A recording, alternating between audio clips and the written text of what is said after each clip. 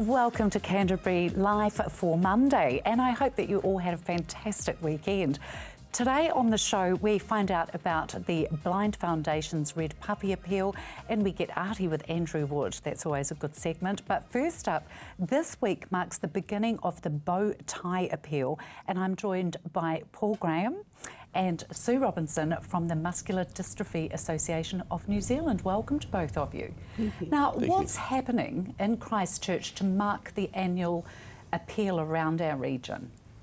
The main thing we've got going is that we've got people on sites at the warehouses and things, malls and things like that. Yes. So we've actually got them collecting and also giving away merchandise.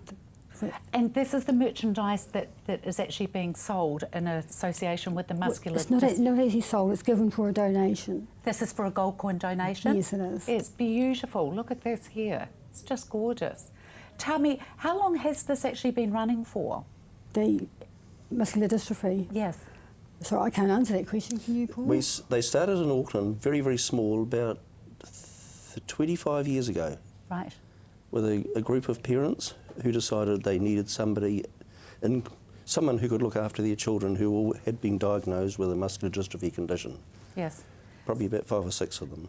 And what does the bow tie actually symbolise? We use a bow tie. I'm not sure what it symbolises. It's because people find it difficult to actually tie a bow tie. Yeah, and right. what that's saying is that's what it is for people with muscular dystrophy, for everything they do. It takes a lot longer and it's a lot slower and it's very difficult. Oh, how lovely. And that's what it symbolises. Oh, that's neat. Yeah. And what service does the MDA actually offer? We offer a field worker service here in Canterbury and nationwide. I think we've got 6 field workers nationwide. And we've got 1.5 here in Christchurch. Goodness me. Are there a lot of people with muscular dystrophy in Christchurch? And is it something that there's rising numbers on, or? There's rising numbers. My area is increasing in numbers from, in round figures, about 50 a year, which is quite a lot. Gosh, that is a lot. I cover from Timaru across to the bottom of the west coast up to Cook Strait. So how does muscular dystrophy actually affect people, and what is the onslaught of it? It's a neuromuscular condition, which means something is wrong with your genes. Regardless of what it is, you have a faulty gene inside your body. That gene carries on and affects the nerves, and the way the nerves affect the muscles, or the way the muscles affect the nerves, or a bit of both. As a result, you can't use your muscles, and if you don't use it, you lose it. Goodness me. Okay, so there's a lot of physiotherapy and the likes obviously involved with this as well, isn't it? Yes. As you say, if you don't use it, you lose it. What age group are we looking at here? Youngest of my clients is 2 years old, and the oldest that I visit is 90, and anything in between. Is it something that actually shortens the lifespan? Yes. Well, for us it is. Yeah, my son has a form of muscular dystrophy called Duchenne muscular dystrophy. He's 24 years old now, and he probably won't see 30. But that's a totally different gene that's caused that? Yes, it is. We cover 97 recognised different neuromuscular conditions, and we've got a few extras that just managed to sneak in with the same type of symptoms. Normally the disorder, it's not a disease, you can't catch it. Sure. Normally it won't shorten the lifespan in itself, but the related conditions will. Such as being muscular, of course, you can't cough as well as somebody else. So your lungs will eventually full of fluid and you'll get pneumonia or pleurisy or possibly even drown. Goodness me, that's, yeah. So it's not well known. There's about 1,400 people in New Zealand we think have a neuromuscular condition. Goodness me. How did 4,000. 4,000, yes. Goodness. How did the donations from the annual appeal actually help support you? The money gained here in Christchurch, is actually, in Canterbury as a whole, stays here. Oh, does it? Yes. Great. Which is very important for us in the region. And we do family camps, and family camp once a year. We do a child's camp once a year. So things like that actually support all that sort of work. And so you've brought this magazine in with you called In Touch. Yes. Tell me a little bit about this magazine. It comes out 4 times a year, and it comes out to all the members, and it also goes out to some of the doctors' areas and places like that. And it has articles in there about personal articles about our lives as parents or family or people with a diagnosis, and it also goes out to, it has a lot of information in it about different types of muscular dystrophy. Oh, fantastic. So it can really educate us. That, it shows Judy Bailey, getting it out there and educating the public as to it what shows it's Judy all about. Bailey, who's our mentor, who's our patron.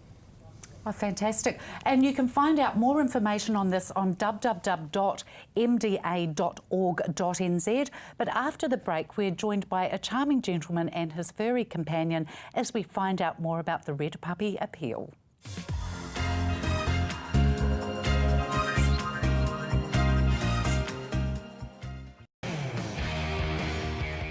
Hi, Pete Smith. Join me every Monday night, 7:30 p.m. here on CTV as we talk to the movers and shakers of sport in our province, nationally and internationally. Pete Smith hosts 7:30 every Monday night here on CTV. Ready to go, mate? Flight leaves at 4:30. Relax, mate.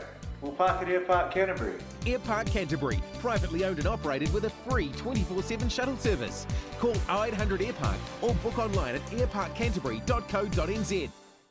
Hurst Auto Dismantlers, your one-stop shop for all your mechanical and car part needs. Our huge premises boasts a large selection of mechanical parts, panels, tyres and glass. Most makes and models are available on site, and if we don't have it, our trusted staff will do their best to source what you need locally and nationwide.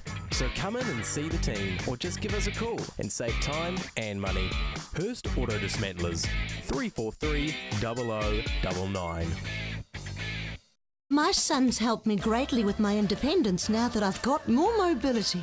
Mum, I've been looking into stand assist chairs from More Mobility. They recline back with a footrest, then when you want to get out of them, they stand you up. You can even sleep on them. More Mobility can bring one out for a free trial. There's even electric beds too. What do you think? For more range and more expert advice, see More Mobility, corner Clarence and Princess Streets off Blenheim Road.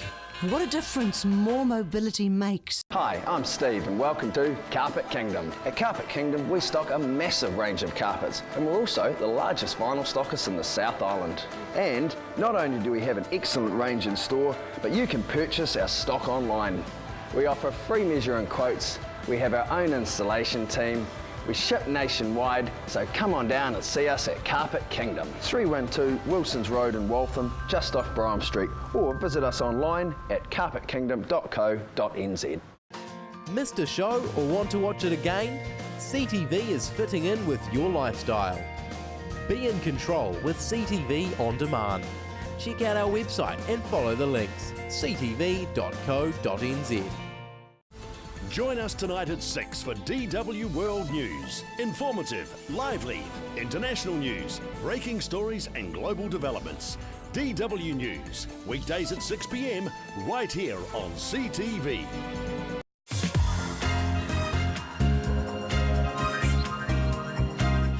Welcome back. I'm now joined by CP and his beautiful guide dog, Winston, here. CP, welcome to CTV and for joining me on Canterbury Live here. Thank you, Now, Jude. you're a board member for the Blind Foundation. Tell us about the Red Puppy Appeal that's coming up, CP. Yes, so the Blind Foundation supports New Zealander with sight loss and sight impairment, and part of that is the guide dogs and the training of the guide dogs and raising of the puppies. And the Puppy Appeal basically asks the public to donate money towards training of the puppies, and eventually they become guide dogs and they help me and people like me having an independent life, being able to travel around by ourselves and being able to be independent and just do the things that people do every day. Absolutely. And yeah. And just to be able to give you that independence. Yes, and people could imagine if they, were blindfolded and they were walking around, how inconvenient that is. And, with a guide dog being able to go to shops and restaurants and supermarkets and all the daily living things that sighted people can just do without thinking about it. CP, can you answer a question for me, please? I've always been fascinated when I've seen people with their guide dogs. Is it okay to go up and pat the dog when it's walking with its owner, or are we best just stay away from them? Or yes, I think when dogs are working, they don't want to be distracted, yes. And there are enough distractions in the environment, like other dogs and cats and sure. ice creams and things, without people wanting to pet them and wanting to distract them. And I think you could ask the guide dog handler to pet their dogs if they are sitting down or if they are not working. Sure, if they're stationary at some stage, but if you're on the move, yes, it's a good idea just to admire from afar and just let the dog do its work. Exactly. Thank you, I've always wondered that. Now, you're holding a Red Puppy Bikie Day later this year. Why is this? I actually don't know very much about the puppy events later on this year. I just know about the Red Puppy Appeal, which is the Friday, Saturday thing. Well, that's great. Maybe we can find out about that ourselves. Yeah. What services does the appeal actually support? The government doesn't give any money towards the training of guide dogs. Do they not? No. So all the guide dogs are privately donated, and some donate, a small amount, and some people donate a large amount. And basically, all the money that the public donates goes to the breeding, the selection, the training of guide dogs. And a training of guide dogs can take from 1 year to 2 or 3 years, depending on yes. the dog type. And it's a expensive undertaking. And I believe the cost of it, CP, is huge. I've read an article on this before, and I believe the amount of money to actually train one dog is really massive. Yes. So we really need the public to get behind this yes. and really support, because these dogs do an incredible job for you blind people to be able to live as normal life as possible, don't they? Yes, they have, they serve more than just the guiding function. They yes. Break social barriers, and they break yes. the ice. People usually might feel awkward going to talk to a blind person. Yes. They would be more willing if they see a dog, and the dog can be the go-between, the icebreaker. I like yes. it. Yeah. How can we become involved in the appeal? I think people can go online to redpuppy.org.nz, I think, yes. and 0800 Red Puppy, and donate money that way. Or there are street appeals, and you will see people around asking for donations on Friday and Saturday for the street appeal for red puppies. And okay, so the appeal runs Friday the 28th to Saturday the 29th of March, yes? Yes, that's right. Beautiful. And you can actually go online and find out a little bit more, as CP was saying, on www.redpuppy.co.nz. Well, this has been the most gorgeous segment I've done for a long time, CP, having the absolute pleasure of beautiful Winston in here with me as well. He's just gorgeous. Please join me again after the break. We will be with Andrew Wood.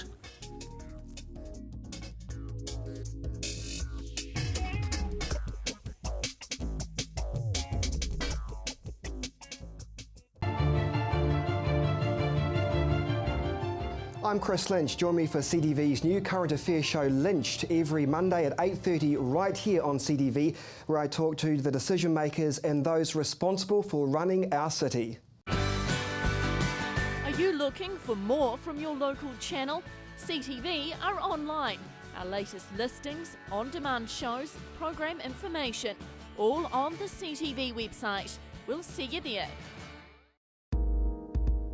Is this your year to upgrade your existing interior?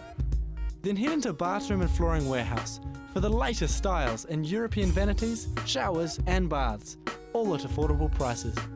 Bathroom and Flooring Warehouse also stock a large selection of carpets and vinyl for all your flooring needs. To view our full range, head into 159 Waterloo Road, Hornby, or visit bathroomandflooring.co.nz.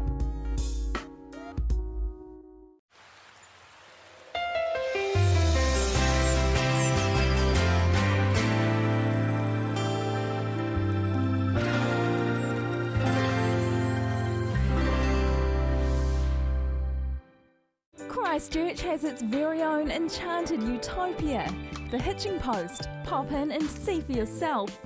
A magical assortment of handmade creations, custom-made candles and artwork. Choose from our huge range of water features, garden art and imported giftware. Specialists in handcrafted metal artwork made in store. Nestled on 722 Marshlands Road, the Hitching Post, defining art our way. Hi, I'm Caitlin, the naturopath here at Staywell Pharmacy. Working with the pharmacist, I use herbal and nutritional medicine to recommend natural alternatives for your health. This can be to counteract any side effects of your medication, general health advice, or natural options for you and your family. I'm also available for consultations. So come in and see us at Staywell Pharmacy, 27 Shands Road, Hornby. Staywell Pharmacy, live well, stay well.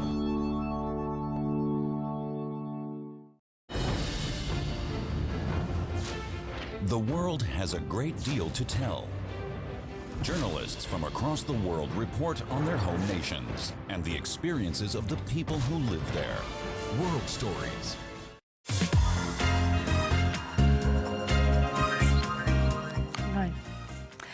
Welcome back, and I am now joined by Andrew Wood. Hello, Ju. Hello to you. Andrew, we're going to be having a look at some images. We are. What are we going to be viewing today, Now, though? this is a show at City Art in Disraeli Street in Sydenham, and it's just a really cool show of some young artists, all relatively recent graduates, I think, from Canterbury, the art school here.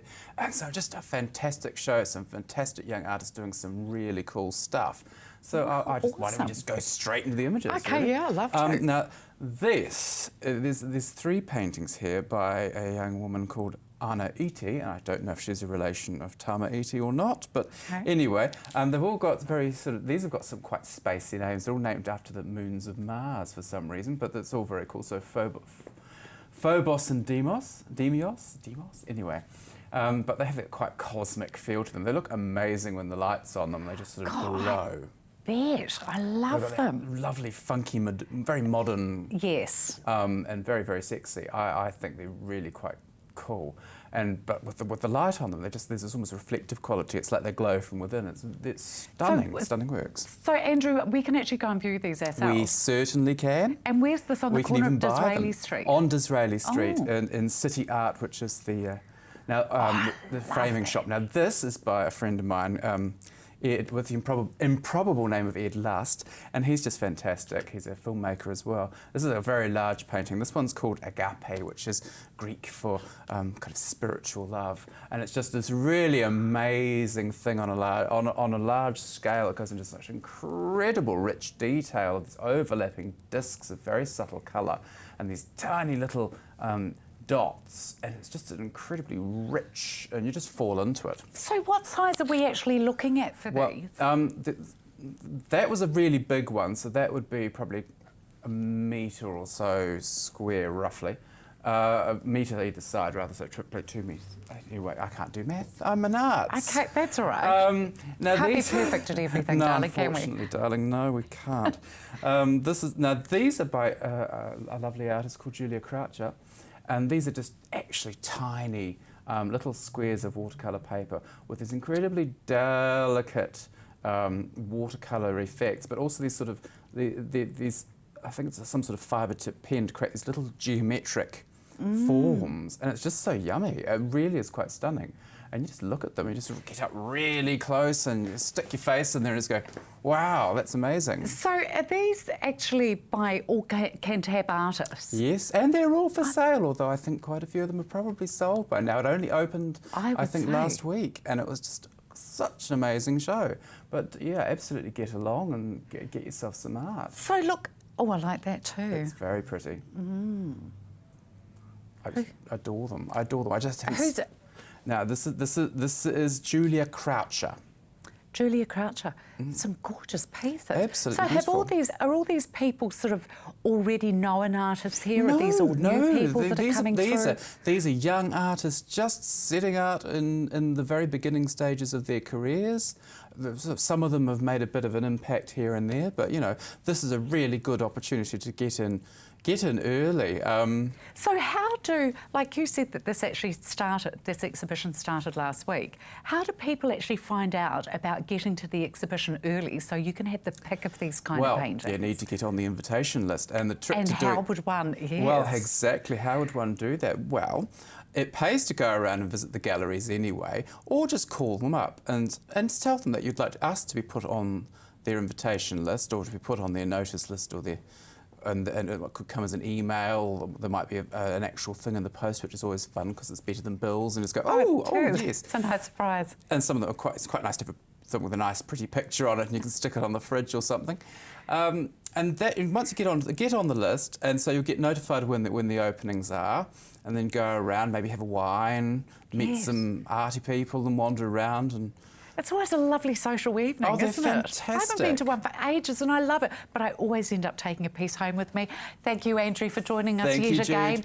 Thank you very much. Have a super evening and thanks for joining us for Canterbury Live.